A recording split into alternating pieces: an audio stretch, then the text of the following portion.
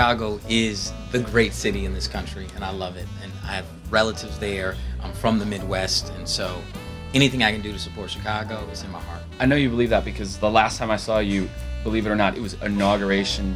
No, it was election night. Election night. In November. November 4th, 2008. Out in Grant Park. Grant Park. And we had a little reception afterwards with a bunch of friendly people. It was very fun. It's an amazing, historic day. I mean, that day I'll remember for the rest of my life. What a backdrop that night.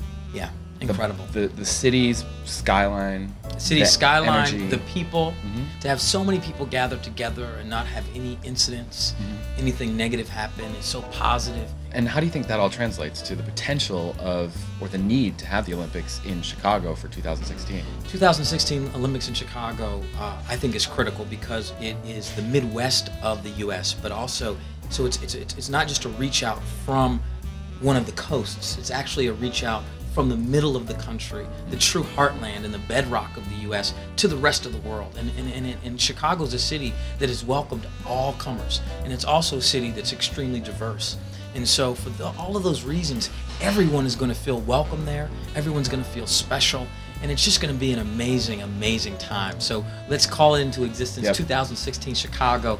What do you think some of the effects would be in Chicago that would live on over decades? Well, I think number one, you know, there's just a general sense of pride and ownership. You know, there's so many people coming together. First of all, Chicago is such a great sporting town, you know, supportive of sports and athletics.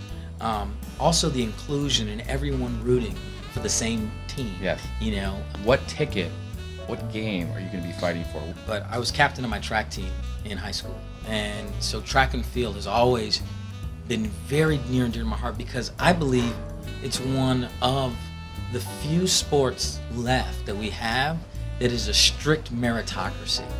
There's no judges. It's nothing. Well, did they do this right? Did the ball hit the line? Was it in? Was it out? You know, no referees. You don't get ripped off. It's who goes from here to there the fastest, or who throws this the longest. Yeah. It's a complete meritocracy. Yeah. If you're the best, you're the best, no matter who you are or where you're from. And I love that. I love the idea that we have the opportunity to witness someone who is the best in the world at what they do.